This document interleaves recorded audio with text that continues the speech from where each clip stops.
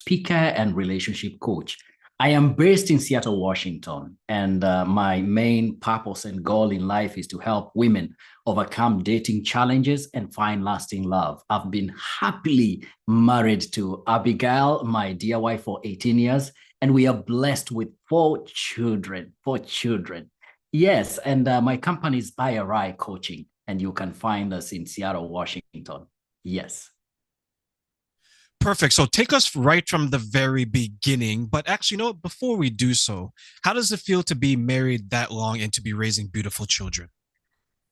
It's a privilege. It's a privilege and an honor to be married, and especially when you realize that you married right, because not every marriage is a joy. It has its own hurdles, but when you marry right, choose right, then you can be able to appreciate each journey that contributes to your growth as you continue to do life. So I am blessed to be married to a wonderful woman that is my cheerleader, my supporter, and my encourager in my vision and purpose, and blessed with wonderful children. I'm grateful. I'm grateful to God for that. I know for me, many times I look around and all you see is chaos, misery, and unhappiness I when it know. comes to relationships, right? So I know. for you, when you're looking at the outside world and you see your success and you see maybe some people who don't necessarily have a form of success that they can identify with, how do you feel about seeing sometimes there's people out there who aren't enjoying what you're enjoying? It's really sad. It's really sad to see where our society has gone to, because we have come to a place whereby society has been pushed into artificial kinds of lifestyles, social media, influencers, and everything that is bringing up a fake world, which most people have adopted, and it has given more pressure to try and catch up. And in the process, they lose the basis, they lose the foundation for real life experience. And therefore, they end up building houses, building marriages, building relationships that are not stable, relationships that become harmful rather than a blessing unto them. Therefore, that gives me a lot of pain. And actually, that is one of the reasons that I give myself fully to be able to intervene and be able to come with solutions that will be able to help women, those who are struggling in terms of choosing right and be able to do the right thing. Because choosing right becomes a very key a beginner and foundation towards experiencing success in your relationship and marriage. So that's what I do. That's what I'm committed to do, sir. And yes, I'm in for it. Stephen, where were you 15 years ago in my life, my friend? Well, all is not lost. At any stage of life, you have the power. There is power to be able to turn our situations around. We can make correct decisions that will be able to help and ignite our life to be able to experience better in our future, be it in our current marriage or in our journey of pursuit for lasting love. So I am here. I am here. Yeah, no regrets. For me, I was about 20 years old when I first thought about getting married. And the young lady at the time, we had the conversation. I met her parents, she met my parents, very old school, right? You get the blessing of the Right, parents. right. And for me, the goal was as soon as we finished school, like college, university, we're going to get married. And it seemed as soon as we had that conversation where we met each other's parents, everything changed. Like the relationship went from maybe its highest point to one of its lowest points. And I look back and I think maybe our perception of the relationship changed because now we're viewing it instead of just two people dating, we're viewing it as two people who could date to get married. Do you notice that happening with some of the clients you deal with where things seem to be going okay, but once they start to look at the relationship in a different manner, then they begin to think, I don't know if I can do this. Terrain timing is very important. Timing is very important because sometimes you may rush into a relationship, and you find a lady, or as a lady you find a gentleman early on in life, and before you actually get to a place of growth to understand what life is by itself, or even understand the commitment for marriage, what it really means. it becomes a challenge for you to commit to a relationship or a permanent, a committed relationship without really coming to that place of self-awareness.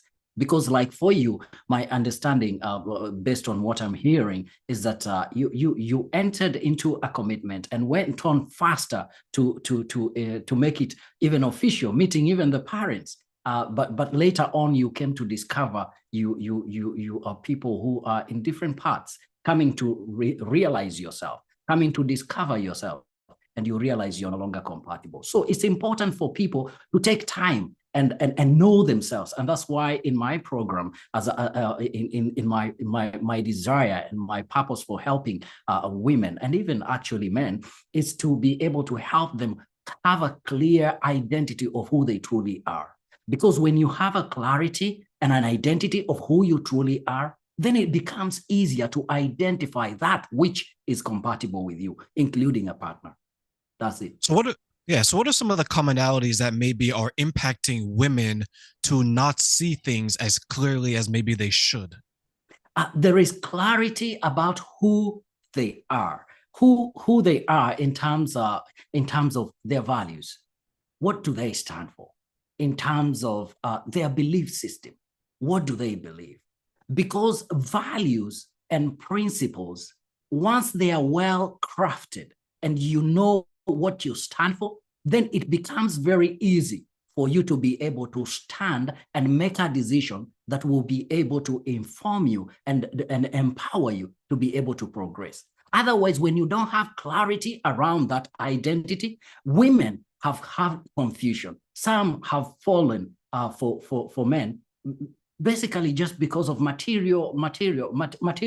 Others because of wealth. Others because of a car, of a car that somebody's driving, or a big house. But there is more that meets the eye when it comes to relationship, because this is doing life together, is bigger and better and greater than the face value that we normally look at situations. And therefore, it's important to value the internal aspects of who we truly are, because those internal aspects are the ones that are the foundation that ensures the entire building is held together.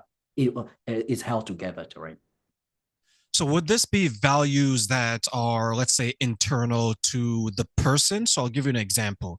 So for me, I know what kind of values that I want. I want to be a man that is outstanding, that is upright, that is morally successful, that will do the right thing 9 times out of 10? Or is this values that I want my relationship to be a part of, meaning that me and that woman are going to discuss how we're going to raise the children, if there's children, how we're going to conduct ourselves? Is it You one or see, the other or a combination? I think it starts with you. And my emphasis is that it must start with you first. Once you have a clear identity in terms of your values, you are able to identify your passions and from identifying your passions, you identify your purpose. And once you find your purpose becomes your North Star, your guiding light.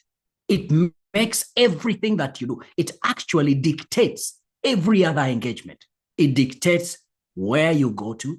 It dictates the places you visit. It dictates the kind of friends that you allow close to you. It dictates everything, including your career, interestingly. And when you are clear about yourself, and this is dictating everything, then it becomes easier for you to attract the right kind of people that you are compatible with. Because values, when you have certain values and certain identity, and you're clear about the direction where you're going, you will find you attracting people who value what they see. They see your authenticity and they value it and respect it. And they cherish that. Therefore, you are able to find compatible partners more easily when it is more clear on you. So the work is mostly on you rather than on the other person first.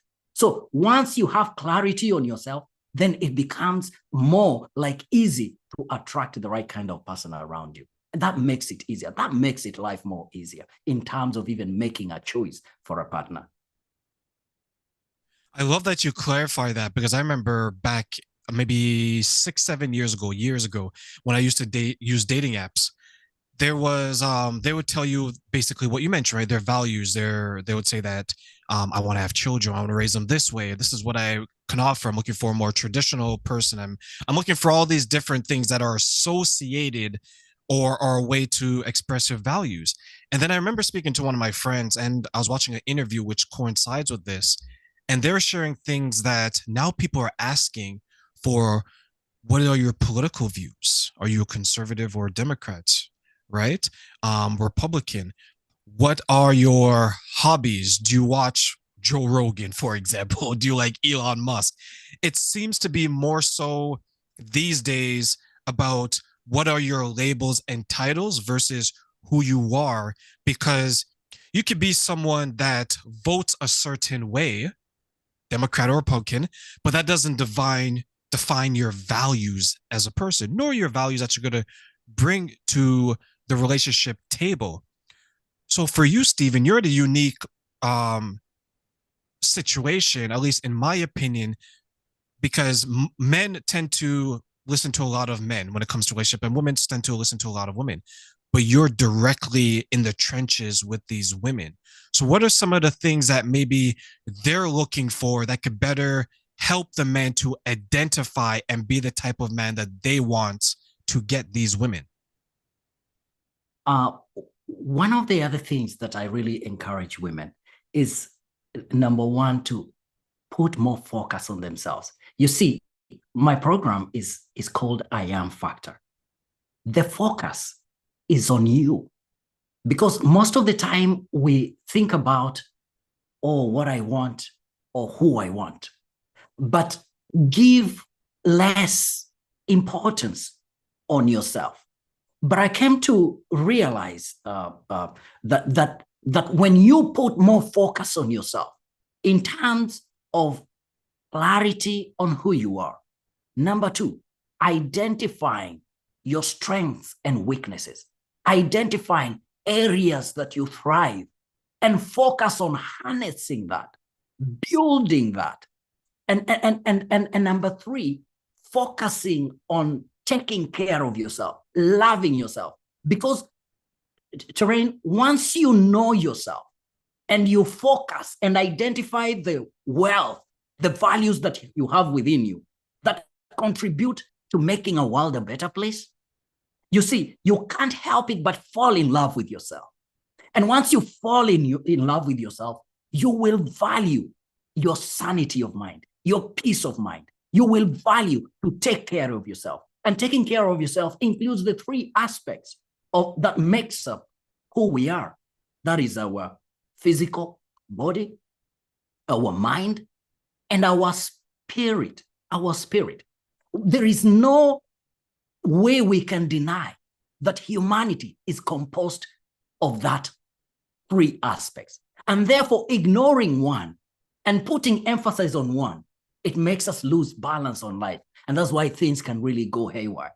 But if we focus and identify ways of harnessing and building the three aspects of who we are, then it enables us find a balance in life, a stability in life that enables us to be able to interact with the world with confidence, with clarity, with authenticity.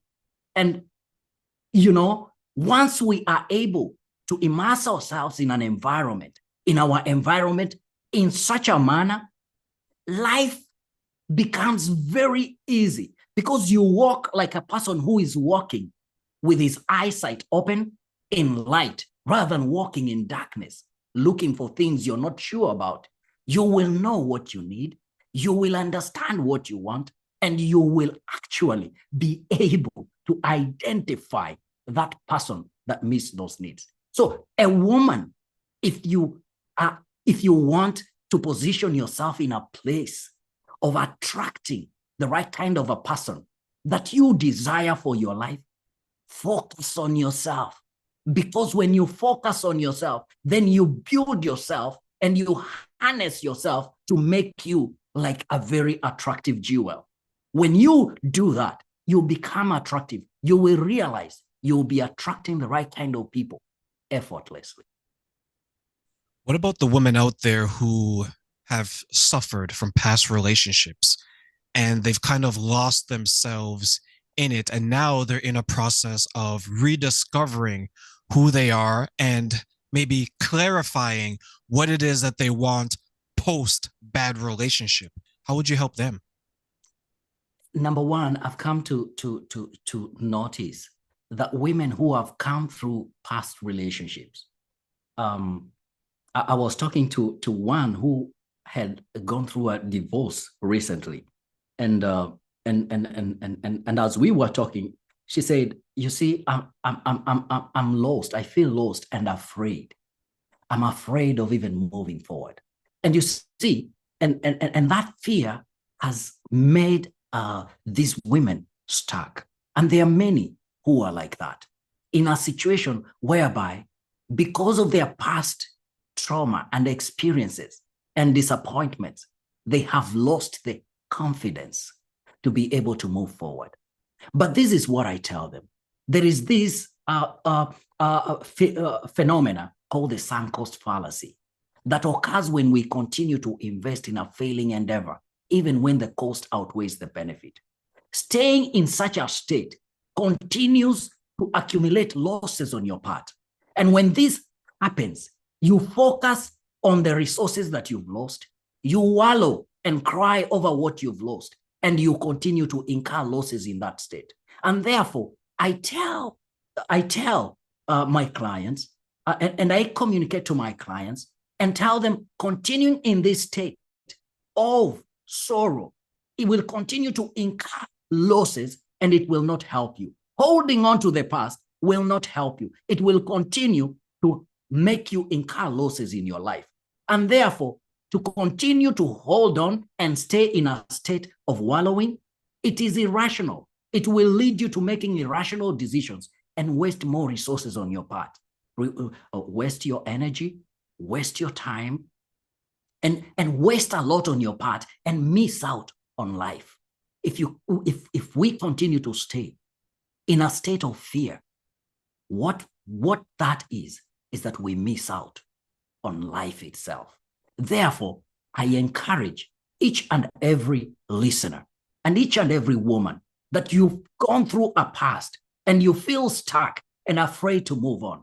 Realize that a time comes when we make a choice to cut our losses. We can't lose our relationship and continue losing our life as it is, even on our own. We need to get up and move on. And therefore, in my program, we go through those processes of healing, of self-reflection, values assessment. And once you come to that place of knowing who you really are, you have the courage and the power to stand up by yourself and realize, oh my goodness, I still have a lot within me. I still have a lot of value within me, and I am not ready to waste it. That is how I'm able to handle it, Terrain.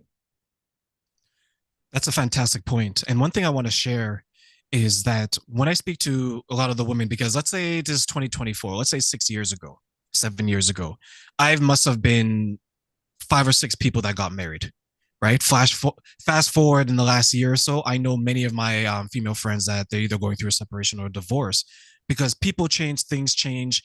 And what I found is that a lot of the people who are going through a marital breakdown, a divorce or separation, or maybe it's an LTR, a long-term relationship, and they're figuring out that this is not for them, it took them some time to get the courage to tell themselves, forget the other person now, to tell themselves, you know what? This isn't for me anymore.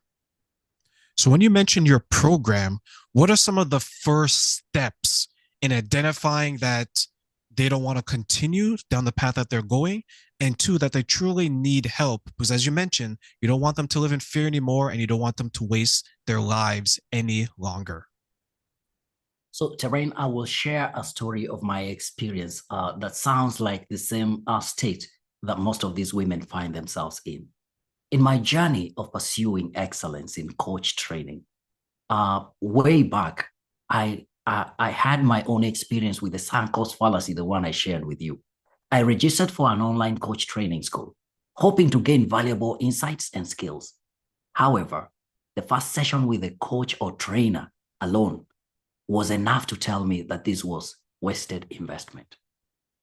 I immediately attempted to withdraw and requested a refund, but I had not noticed the conditions for a refund were so hard that it was almost impossible to get the refund. And so, because of what I had already invested, I decided to continue. It was a 6-month program, continued with the training, and I graduated, got a certificate. But guess what? After graduation, got the certificate, I trashed that certificate. I trashed it. I did not see any value in the training. This experience taught me that continuing to invest in a failing endeavor, even when the cost outweighs the benefit, is irrational. In situations like this, you're not getting that money, time, or effort back. Therefore, even in relationship, it's important to recognize when it's time to cut your losses and move on. Remember, your time and resources are valuable. Do not waste them on something that is not worth it. If it's a relationship, women who are in a situation whereby when they assess and look at where they are, they see there is no hope. They have tried for all solutions to be able to address their concerns.